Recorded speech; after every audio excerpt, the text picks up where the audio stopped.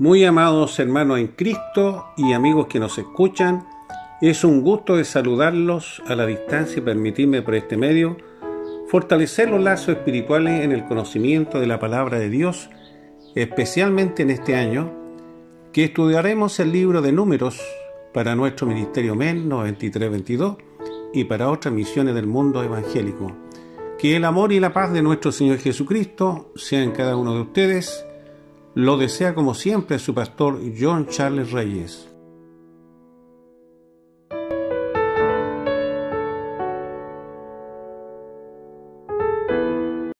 Estimados hermanos y amigos en Cristo, qué gusto de saludarlo una vez más y continuar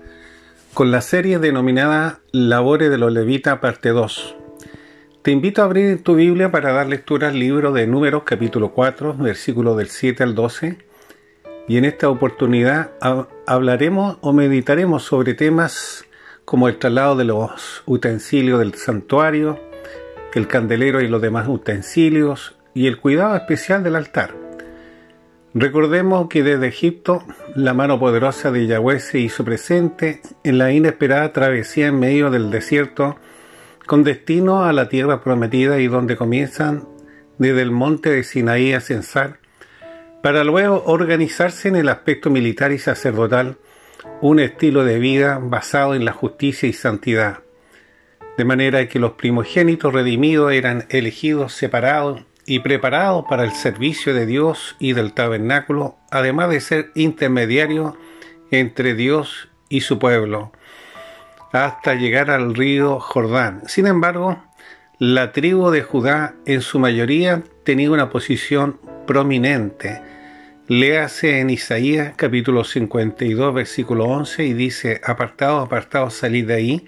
no toquéis cosa inmunda, salid en medio de ellos, purificados los que lleváis los utensilios de Jehová. Moisés desconocía los planes futuros de la expansión del Evangelio de Jesucristo y su forma de la redención. Solo va ejerciendo el plan de una estructura, y que el sistema va cambiando con el tiempo, con la resurrección de Jesucristo, una reforma en la vida del creyente por el plan redentor, donde la figura central siempre es Cristo, otorgando la salvación a judíos y a gentiles, una nueva forma de conectarse a su Creador con la presencia del Espíritu Santo, producto del corazón arrepentido, la nueva estructura de la gracia, sin circuncisión y sacrificio de animales, sino con el nuevo tabernáculo, que es el corazón del hombre, regenerado y receptor de la presencia del Señor, haciéndolo nuevo sacerdote salvo por gracia. Léase en 1 Pedro capítulo 2 versículo 5 y dice: vosotros también, como piedras vivas, sed edificados como casa espiritual y sacerdocio santo, para ofrecer sacrificios espirituales aceptables a Dios por medio de Jesucristo. Hemos leído cómo los levitas poseían el traslado de los utensilios del santuario en sus labores sacerdotales, y este pasaje bíblico de la Torá que nos permite meditar en la travesía del pueblo de Israel y de los mandatos de Yahweh o el Señor frente a su pueblo. Para ello Dios usa a Moisés como líder y comunicador, especialmente en la administración sacerdotal, dejando a la tribu de Leví solo para el servicio de su adoración y servicio religioso, un nuevo sistema de esta estructura que incluye la genealogía de la familia de la comunidad de los levitas. Recordemos, amados hermanos, que Moisés solicitó un censo, clasificando a los hombres para la guerra, también para colaborar en funciones o tareas del tabernáculo, y de varones para el sacerdocio. Estos últimos debían ser temerosos y sumisos y obedientes, manteniéndose en justicia y verdad, para diferentes tareas como cuidar y mantenimiento de la mesa de la proposición, todo este sistema en el camino a Canaán, la tierra prometida. Léase en 1 Crónicas, capítulo 15, versículo 12, y que dice: y les dijo: vosotros que sois los principales padres de la familia de los levitas, santificaos vosotros y vuestros hermanos, y pasar el arca de Jehová, Dios de Israel, al lugar que le he preparado. Con respecto al versículo 7 diremos una explicación.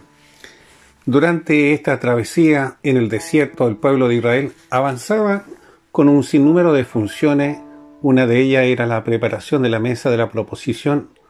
un mueble sagrado que estaba en la tienda de reunión del tabernáculo,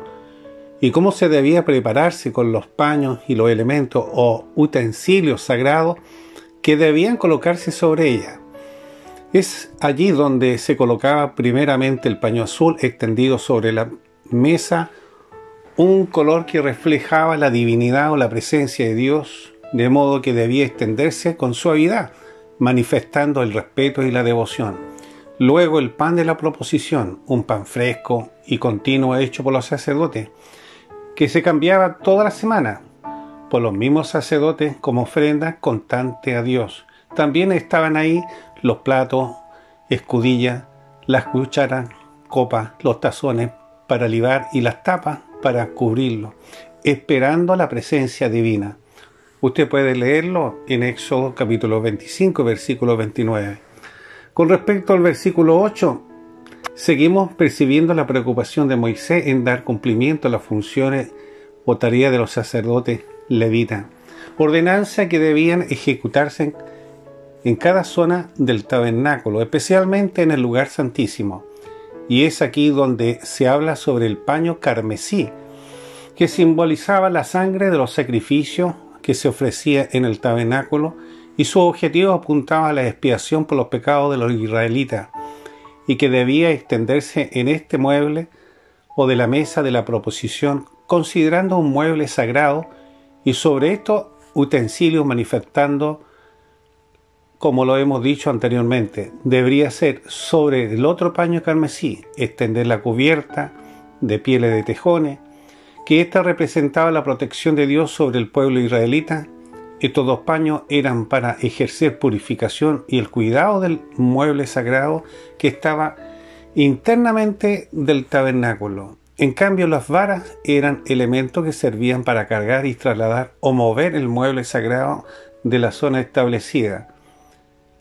Léase en San Mateo capítulo 12, versículo 4, y que dice: como entró en la casa de Dios y comió los panes de la proposición, que no era lícito comer ni a él ni a los que él estaban, sino solamente a los sacerdotes. ¿Qué relación tiene este pasaje, en primer lugar, con Jesús? El nuevo sistema de la dispensación del Evangelio nos aclara este pasaje, y lo primero que debemos manifestar que no se refiere al templo, porque no estaba en construcción, la construcción en pie. Seguramente en la casa de Abimelech, y es allí donde comieron los panes de la proposición, y lo afirma Cristo, y que no era lícito comerlo para lo del pueblo, sino solamente los sacerdotes. Léase en Levítico capítulo 24, versículo 5. Y que lo comían después del incienso, y lo repartían entre ellos, y el sumo sacerdote tenía también el derecho a comer la mitad. Y en este pasaje que se habla de la necesidad de David y sus hombres que solicita pan de la proposición, que coincidía con el día de reposo, donde se hacía cambio de panes, y generalmente se comían al término del día sábado o del día de reposo. Sin embargo, Jesús consideró a David un hombre bueno, y sus hombres eran creyentes con plena facultad de razón, pero con hambre, como los discípulos, que por necesidad buscaban espigas de maíz para comerla, y que era lícito comerla el día sábado, aunque fuese el día de reposo, e hizo alusión a esta ley, y que Dios estaba más interesado en el corazón del hombre que las leyes externas, afirmando a la vez que Él era el Señor del día sábado. ¿No cree que es interesante este tema? Así es, amigo. Ahora, estimados hermanos y amigos, reflexionemos con este tema interesante a nuestros tiempos, en especial cuando el creyente es parte de la responsabilidad en ejercicio sacerdotal que amerita una actitud de respeto y reverencia a Dios y a sus semejantes. Esta postura nos permite evaluar la antigua organización estructurada del pueblo de Israel en relación al nuevo sistema sacerdotal, comenzando con la dispensación del Evangelio con destino a la tierra prometida, la Nueva Jerusalén, donde el Señor Cristo tomará dominio de su reino, como el verdadero sumo sacerdote, de manera que en esta ocasión continuaremos con las labores de los levitas en la parte 2, adosando un texto auxiliar o áureo del Nuevo Testamento para darle visión y aplicación con el pasaje bíblico de Números capítulo 4, versículos del 7 al 12. Te invito una vez más a abrir la Biblia para ayudar a entender la palabra, y en esta ocasión meditaremos sobre el libro de Isaías capítulo 52, versículo 11, y que dice: apartaos, apartaos, salid de allí, no toquéis cosas inmundas, salid en medio de ellas, purificaos los que lleváis los utensilios de Jehová. Amados, las labores de los sacerdotes levitas, sus colaboradores o familias de la tribu de Leví y los primogénitos de diferentes tribus demandaban un llamado a la pureza en toda su actividad. Esto era en general, especialmente a los sacerdotes levitas. Saber discernir el mal y separarse de ella, además del aspecto de toda inmundicia. Y en estos tiempos, la necesidad de cada ministerio es evaluar también a cada colaborador, a cada sacerdote, con su disposición y acción de un salvo que debería dejar constancia con su madurez y un espíritu de sumisión en disponerse con su voluntad expresamente a Dios, manteniendo de una forma la condición de santidad, para disponernos prioritariamente a la obra del Señor, porque estos deben tener una respaldada conversión o la experiencia de un primogénito redimido con la expiación de Jesús por medio de la cruz del Calvario, para lograr ser los renuevos sacerdotes dispuestos al servicio de adoración al Señor, una cercanía más a la presencia de Dios, sumándose las múltiples actividades en el ministerio que usted persevera, como es cuidar de la familia y de las necesidades del ministerio y o sociedad, haciéndolo siempre con devoción o esfuerzo, porque lo hará exclusivamente al servicio del Señor. Lo primero de este pasaje bíblico nos remonta a uno de los libros proféticos y que apunta a la rendición de Israel y su restauración después de la cautividad de Babilonia y de su futuro Mesías, es decir, de un principio de Números. Nos vemos la tendencia del pueblo de Israel al pecado, de las acciones inmundas e idólatras. Debían salir de toda perseveración impura y además de arrepentirse y regresar a su origen, a Dios, a mantenerse en una posición definitiva y hacer solamente la voluntad de Dios, demostrando la existencia de Él y la santidad que se requiere, y obviamente separándose del mal. Si usted, amigo, es seguidor de Cristo, usted debe ser diferente al mundo social que nos rodea. Sí y sí. Y debe alejarse de todo lo impuro para obtener la pureza o santidad y la buena comunicación con Dios. Es menester o es necesario un autoexamen y dar el paso de arrepentimiento, como es no seguir mintiendo o engañando o traicionando, como lo hace habitualmente el mundo, de modo que su corazón debe pertenecer exclusivamente a su libertador para vivir en paz, pero en arrepentimiento, con una vida real y un compromiso con su Creador. Reflexionemos sobre 1 de Pedro capítulo 2 versículo 5, y que dice: vosotros también, como piedras vivas, sed edificados como casa espiritual y sacerdocio santo, para ofrecer sacrificios espirituales aceptables a Dios por medio de Jesucristo. Amigos que nos escuchan, nuestro llamado es una verdadera profesión de fe, sea llamado o elección, pero usted debe ser una piedra viva, guiado por el Espíritu Santo, sobre todo para la obra de evangelización y disponerse a las tareas a desarrollar en la obra del Señor, y que tendrá efecto en los planes gloriosos, porque la presencia de la tercera persona de la Trinidad guiará su vida y las decisiones a tomar. En su obra, para ello es necesario edificarnos como templo o casa espiritual, un verdadero sacerdote en condición de santidad, y recién ofrecer nuestras ofrendas o sacrificios espirituales a Dios por medio de Jesucristo en medio de la oración. ¿Cuántas veces usted, mi estimado amigo, como sacerdote o predicadora, ha experimentado la incomprensión? Sin embargo, el hecho de pertenecer a un ministerio como el MEN 9322,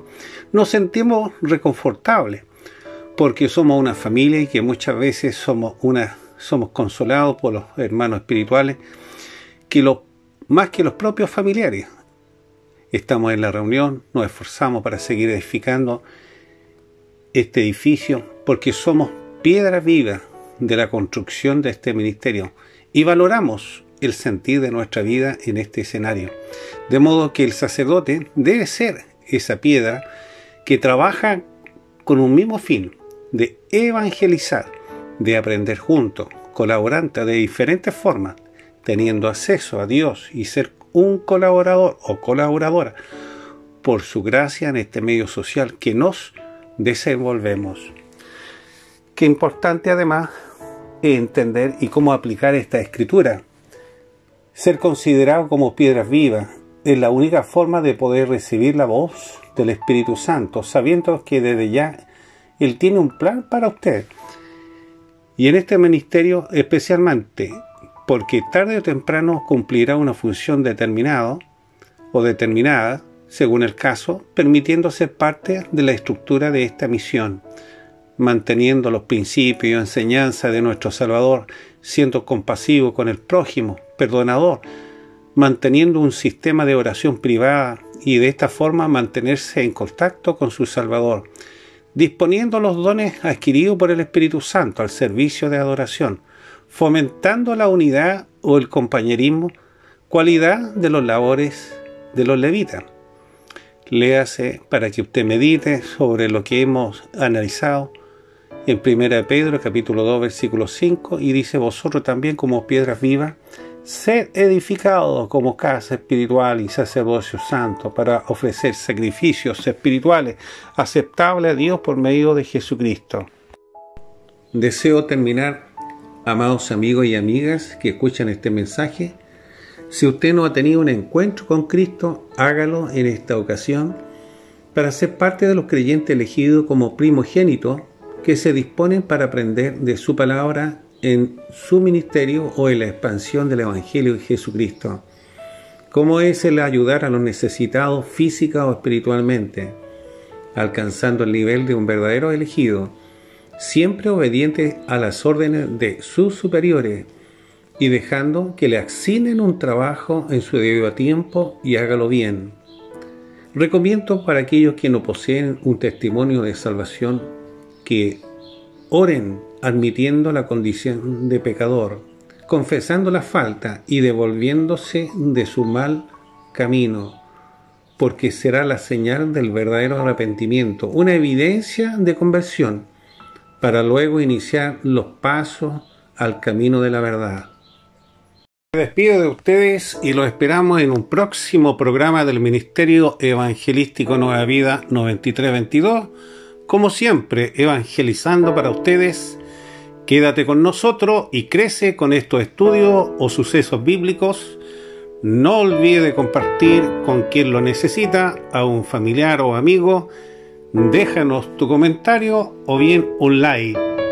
Puedes vernos en nuestra página web descrita en este video, Nueva Vida 9322, o bien en YouTube, MEN 9322, o escribirnos a nuestro correo electrónico contacto men9322. Se despide como siempre su pastor y amigo John Charles Reyes. Mi Dios los bendiga.